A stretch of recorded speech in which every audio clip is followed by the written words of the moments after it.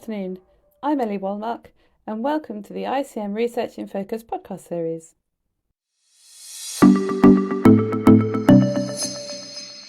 Today I have with me Francesca Cozzi and Curtis Holliman to talk about their collaboration to find a mechanism to mathematically model the progression of glioblastoma. Francesca is a medical doctor from the United States and is currently a PhD student in the Cambridge Brain Tumour Imaging Laboratory in the Division of Neurosurgery and the Department of Clinical Neurosciences at Cambridge University. Her supervisor is Professor Stephen Price. Curtis is an associate professor in the mathematics department at the School of Arts and Sciences at the Catholic University of America in the USA. So first of all, thank you so much for joining me today. So good morning to Curtis, good afternoon to Francesca.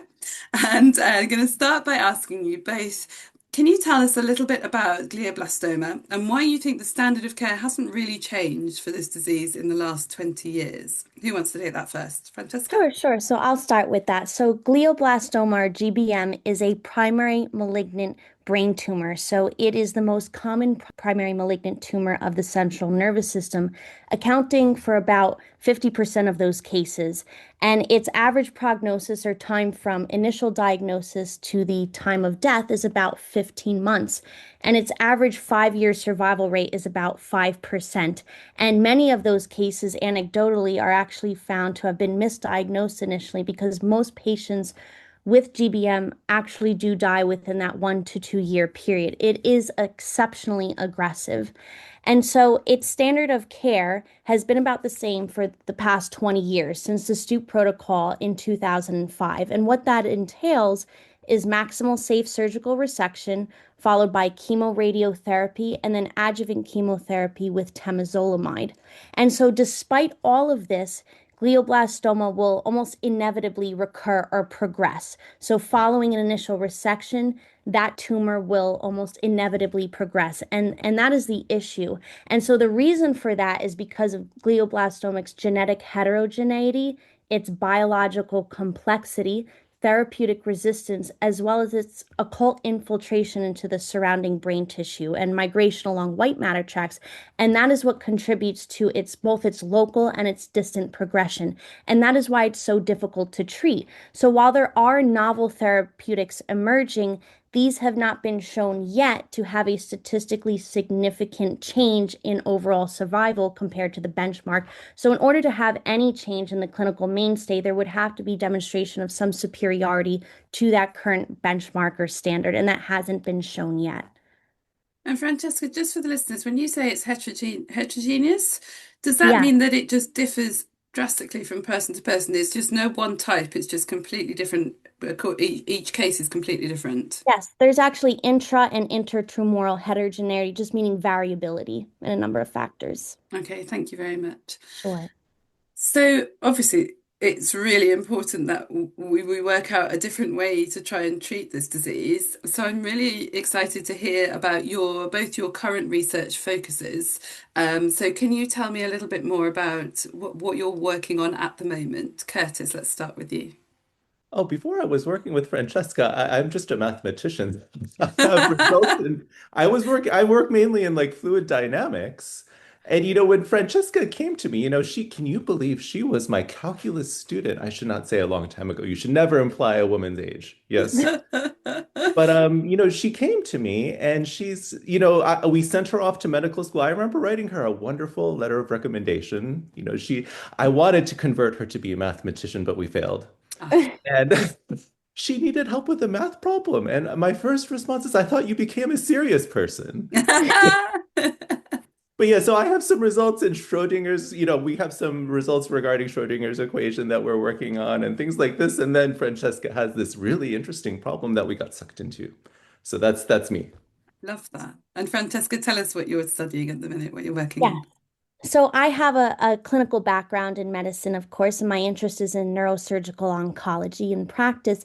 But with respect to my research, what I'm doing now is studying glioblastoma, but specifically using machine learning models in order to predict the local and distant progression of GBM in order to better refine both surgical and radiotherapy treatment.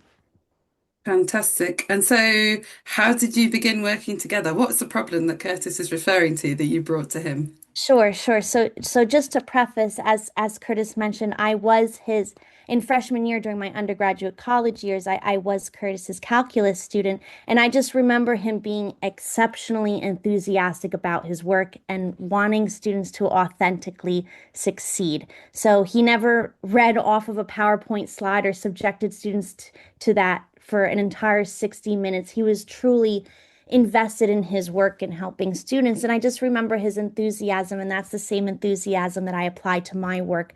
And so that was essential to me in finding a collaborator. So when I started my PhD, when I first started in the fall of 2023, I was reading through the literature and I was developing my problem. And of course, you come to the time point where you need to be able to execute it. And in order to do so, in order to model tumor growth, there is inevitably a component of mathematics that is needed in order to do so. And so I was seeking a mathematician to collaborate, and so I thought, who better than Curtis? And so I reached out to him, and we were able to begin that collaboration. That's fantastic. Oh, Uh, can I add something? Please go. Oh yeah, just because I'm obviously Francesca's going to talk more about the work in a bit, but so my area is called differential equations, and it's, differential equation is if you understand how something is changing, you can completely predict its time evolution. So, the revolutionary thing with Francesca's work, though, is if she's using the machine learning to understand how the glioblastoma is changing, then you can completely predict its time evolution. You will know the future. If you know the future, you can start making interesting decisions. So I'm so excited with what she's done. Yes. That makes such sense. And that is such an exciting prospect, isn't it? Because beforehand, you would never be able to predict what was going to happen. And yet now, and you can, I guess You're you a can, wizard, you can yeah, see things. Yes. yeah. And also, I guess for each individual case as well, but it would be a different outcome. But if you're using something that can just predict what's going to happen with a certain set of parameters, then you can predict for everybody, right? Yes. Ah, amazing. Game changing. So, who came up with the idea of trying to predict the likely recurrence sites in advance at the point of diagnosis in glioblastoma? Was that you, Francesca? And was that what you came to Curtis with to discover? Exactly. Yes, that was the nature of my project. That was the endpoint that I was working towards. And in order to do that, that's what prompted my collaboration with Curtis. Okay, and how would having this knowledge at diagnosis, impact the treatment that a patient would receive? I imagine it would potentially change it significantly. Yes, so the objective is to better, as I mentioned previously, it's to better refine both surgical and radiotherapy treatment. So right now, again, as I mentioned, we resect a gross tumor, a gross lesion, maximal safe surgical resection of that lesion, and trying to limit the amount of additional deficit that we cause a patient functionally. And we have a number of different mechanisms by which we can do that. But also then we apply chemotherapy and also radiotherapy treatment. So, with respect to radiotherapy treatment, we try to capture as much of that occult infiltrating tumor that we can that wasn't initially discernible on conventional imaging. Now, much of this is done with isotropic expansion margins, meaning we expand the margins of treatment in equal directions in every direction. And so I think that it's important to provide more individualized, tailored treatment based upon where we know that tumor will recur. And if we're capable of understanding and knowing in advance of where that tumor will occur, that will better refine and tailor our treatment margins, both surgically potentially and radiotherapy wise. Yeah, that makes complete sense. So you're almost laying the groundwork for what's to come in the future at the point that you treat the tumor. Exactly. And so we use something called supervised learning in our models where we already know where that tumor will recur in order to train a model so that on new unseen data, it will be able to predict where that recurrence will lie. And that will allow us to inform our decision making at the forefront at the time of diagnosis, preoperatively. Amazing. So, can you tell me about discovering a mechanism for leveraging this machine learning or machine learning algorithms to more efficiently and feasibly model the tumor's progression with explainable methods? And why is it important that you avoid the black box model? So, it's all about explainability, I think, right? Absolutely. So first, I'll just explain what, in fact, a black box model is. So a black box model is where you have really no insight as to why the model makes the decisions that it does. So there is an internal hidden logic. So for example, I'll use a word called features, and what a feature is essentially just an input, right? It's a variable or an attribute that you give a model, you feed it as an input. And so when you feed a model, for example, a deep neural network inputs, it uses almost all of those inputs indiscriminately, right? You don't use which inputs contribute most or contribute the most signal to the model's decision making. So that limits the level of interpretability. And also, the level of transparency is also limited too, because you don't know how the model arrives at its decisions. And while those outputs of such a black box model, such as a neural network, might be favorable, there is a diminishment in the level of trust because we don't know how it arrived there. And so that's an issue. And so we need to proceed to something that is more transparent and more interpretable. And so what we've done is we've curated a bespoke feature set in which we can apply consistent interpretive logic to every time, which demonstrates our methodological rigor and intention so as to avoid opaqueness. So what we do is, as I mentioned, we curated a bespoke feature set so we know which features are contributing most to the model's decision making, so we can explain in part that model's decision making. And also the architecture of the model too is transparent in and of itself. So in sum, we understand how that model makes its decisions and we have insight to that decision-making process. And this is all in an effort to better foster trust in the model, especially in the future when we try to go through regulatory committees and whatnot. This will all be for patient-centered outcomes and treatment approach. So it needs to be trustworthy. And in order to be trustworthy, it needs to be explainable, interpretable, and transparent. Absolutely. Curtis, do you have anything to add to that? Yeah, so absolutely. So when we started at the very beginning, we actually were looking at it through because I do fluid dynamics. We were looking at it like a fluid, like physics. So the tumor had two things. It would grow and it would spread. And this was actually what we saw in the literature. There are 20, 30, I don't know, Francesca, oh my gosh, she suffered and read like 1,000 papers. But see, all of them, so you have these two procedures, it grows and it spreads. That makes a lot of intuitive sense. But no one actually said, well, I will look at the real data and see if this will actually model what happens in reality. So that's where we started. We took these, so there's this equation called the Fisher-Kolmogorov equation. So many mathematical papers that do the math, which is a wonderful problem on its own, just as a math problem. They all failed absolutely spectacularly. It was the amount of error it would be like 30%. This is ridiculous. This is useless, right? Yeah, yeah. So we started, back as I'm more classically oriented than Francesca is one of these new young people, with all these crazy ideas. We tried to construct new equations that could maybe model things more accurately by hand.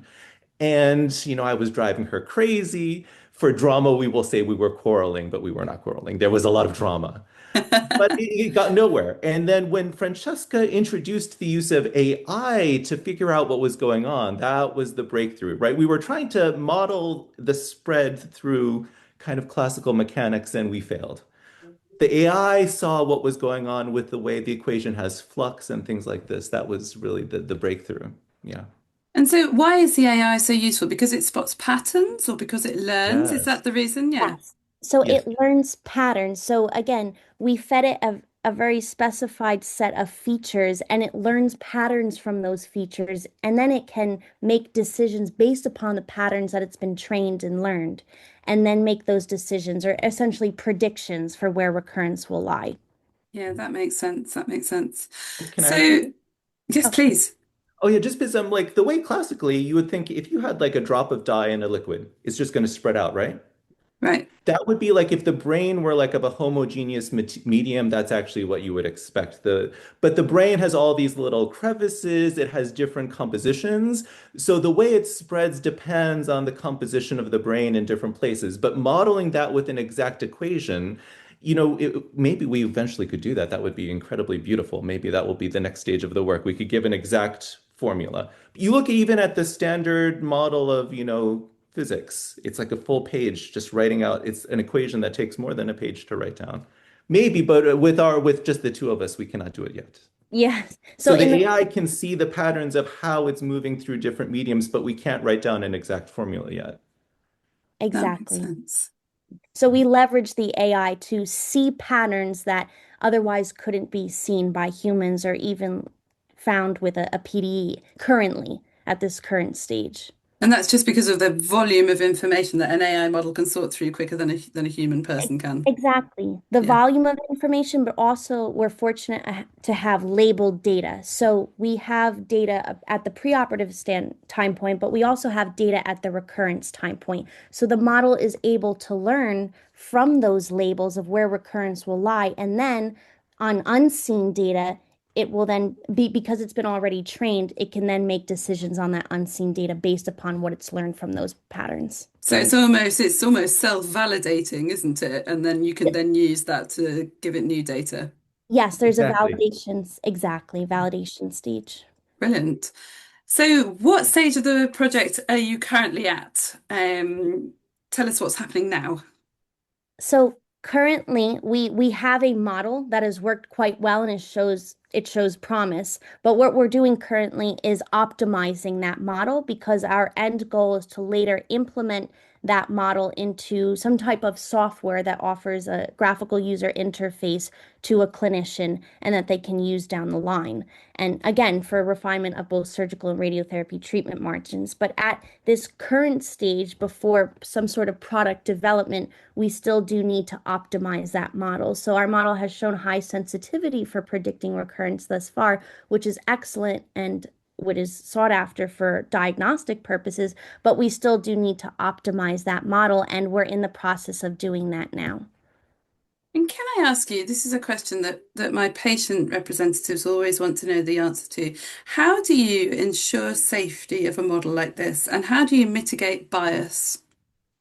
So, with respect to ensuring the safety of a model like this, again, the transparency and the interpretability of it is quite important.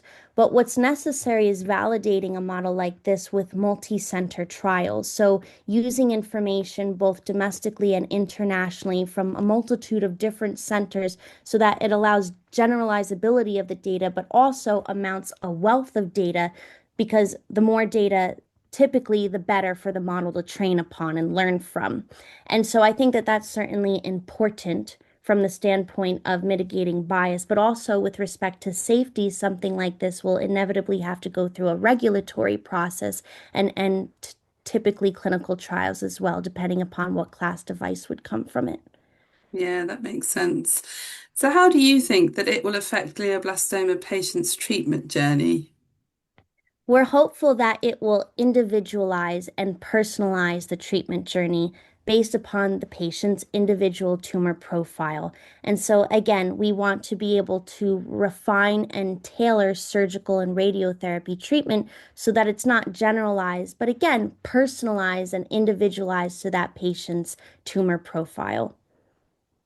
That's a wonderful aim. And is it so it's not being used in the clinical setting yet? You're still in the research setting, I'm guessing. Correct. Is that right? Yes. So when do you think it will be ready to be used in the clinic? Are we a year off or are we several years off? Well, I'm hoping that we can optimize the model within the next several months. And then it's actually quite a long process to get a product from bench to bedside, right? So it could take about 5 to 7 years first to go through a regulatory process, even and then be implemented into a clinic.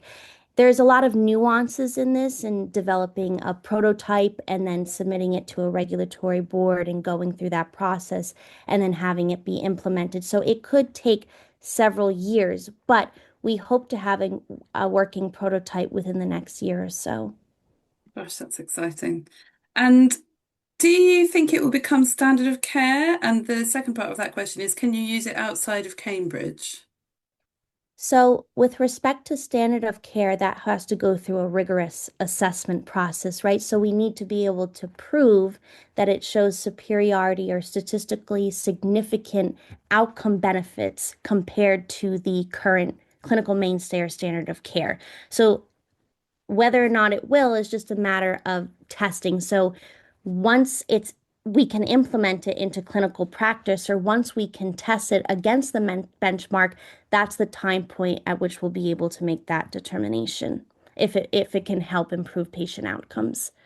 And then Yeah. with respect to whether or not it can be used outside of Cambridge, if it's approved for patient or clinical use, then it can be used anywhere, and that's would be up to the determination of the institution.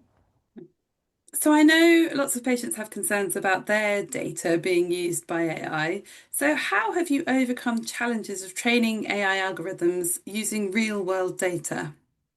That's an excellent and very important question. So all of our patient data is completely anonymized. So everything that the model sees, that the algorithm sees, does not contain any, predominantly doesn't contain any patient data at all. And to look at the bespoke feature set that we have, it's without a key, it's not traceable back to the patient without a particular key. So everything has been completely anonymized in what the model sees.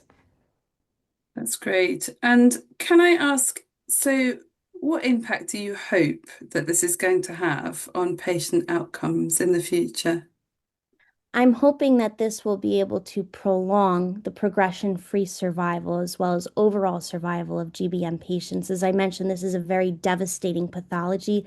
It's lethal, it's fatal. The standard of care has not changed in 20 years. So whatever we can contribute to the march towards steering away from the current status quo for the benefit of patients is something that we look forward to doing if possible. Oh, Yeah, can I add something here? Yeah. please. Yeah. Just because up here, Francesca's a real doctor, I'm just a math doctor. For me, from a very naive standpoint, imagine if you knew where the tumor is exactly growing. Sorry, this is mathematics propaganda. This is not reality. If you could resect exactly that area, it could never grow back, right?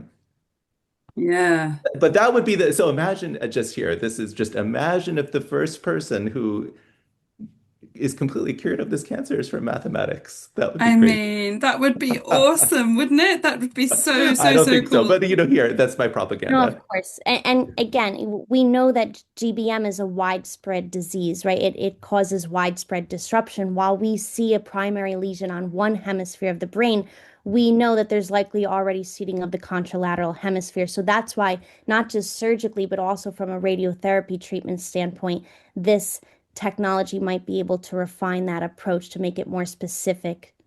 Oh yeah, in that regard, we're strictly looking at the local growth. There's also this non-local issue which we have Yes. not tackled yet. Do you mean like a metastases or Not no? metastases, just progression. Okay. Progression, yes. Okay. So obviously you, Francesca, you live in the UK at the moment, and Curtis, you live in the US at the moment. So can you tell me a little bit about what are the challenges and opportunities of working in different countries with different time zones, and different structures, I guess? So, I'll start, but frankly, there haven't really been too many challenges because Curtis is very responsive and on the ball, just like I am, and so we work quite well together. We meet in morning and afternoon. It might be 10 a.m. his time and 3 p.m. my time, and we find that that works, and we meet weekly. And if we need to meet more than once a week, we meet more than once a week, and we make things happen. And we've been very productive thus far, so that's great. I think responsiveness is key. And I think we both give that responsiveness, that level of responsiveness to each other. And that's why we've been able to yield a product thus far, which is great. Curtis, what are your thoughts on that one? Oh, I think it's always just for any younger scientists. You just have to have a collaborator who you work well with. Even here, when Francesca was visiting her family for Christmas and I saw her in person, to be honest, we had one lunch together. We got so much work done then. So you always work better in person. But if you have a good relationship with your colleague, it will work, you know? Absolutely. Yeah. Communication is key. So I want to ask you a little bit about your own career and your own research and where you see that taking you in the next 5 to 10 years. And then if I may ask you to comment on where you think the integrated cancer medicine approach will take us in the next 5 to 10 years. And I would like to get Curtis's ideas on this as well, because I think it's always good to have different perspectives on these things. So Francesca, do you want to go first? Sure. So with respect to my research career, so I, again, as mentioned previously, I'm interested in neurosurgical oncology. So I want to take my research independence and project with me into neurosurgical training. That is my hope because I feel like I can contribute something during my training, and I certainly want to continue this project throughout, even after the completion of my PhD. This is not a one and done for me. This is a lifelong goal and a lifelong commitment to treatment of GBM patients and other patients with tumor pathologies. And so I hope to truly optimize the model that we're currently working on and then develop a prototype and then go through a regulatory process. And that will take many years. So in the next 5 to 10 years, of course, the goal would be to have something that could be implemented into a clinical workflow. And then with respect to integrated cancer medicine, I really see that as the convergence of genomics, AI, imaging, and therapeutic targeting and different analysis of data in real time that really makes that field well poised to transform oncology in the next 5 to 10 years. And I think especially imaging and omics and AI can truly foster that spatial resolved medical approach. And I think that's important for individualizing and personalizing medicine. And that's a very admirable aim. I would totally agree. Curtis, let's hear from you. So here mainly I would have just a little bit of advice for the younger scientists. Since here my advisor, when, I've had so many papers with my advisor is a very great mathematician, Alex Simonis at Notre Dame. So, it's always very complicated who gets credit for the work. And to my level, I'm tenured, so I'm in a very safe position. So I was always very happy to support Francesca. This is her project, it's her glory. I'm already tenured. It doesn't really affect me. It's just I can contribute to science. I can contribute to mathematics and these other wonderful subjects. So for younger scientists, you always have to be very careful. It's always a very touchy subject when you talk to your collaborators who gets credit for what. But for me, though, she just puts me on the paper wherever she feels is appropriate. It doesn't matter. And also, it's not really a true math paper, so it's a different area for me. Now, where it will go further, the project, one thing I used to think postmodern philosophy was crazy, but it's really affected my thinking recently. So here I would say, how you're asking, how will this go in the future? Imagine you're like a police officer looking at a crime scene. Here, you don't actually get to go to the crime scene, but you can see a picture of it. What can you deduce from this picture? You actually don't see the reality, you just see the picture. With the data Francesca has, we have a snapshot of the crime scene, which was the tumor. We actually can't touch it. We can't go prodding around in it. So what Francesca said, there could be genomic information, these things. What would be the next experiment which could give us a better view of the crime scene? Because we actually are not able to see the true reality. We just have a picture of the reality. It's kind of divorced, right? So definitely there are more experiments that need to be done because while her current model is very good, there's room for improvement always, right? So, can we get a better picture of the reality? There's room for so many more experiments and more information and getting better models. And then here for young scientists, you always just you need to work hard and be nice to your calculus teachers. Oh, Curtis, I think we all want collaborators like you. It just sounds like such an amazing working relationship that the two of you have together. And I can clearly see that you're on the path to doing great things. I feel that, it's just amazing to hear about your work. So thank you for that, all that you do. And thank you for joining me on this podcast today to tell me about it. It's been a really, really interesting conversation. Thank you both very much. Thank you so much. A Thanks pleasure. for having us.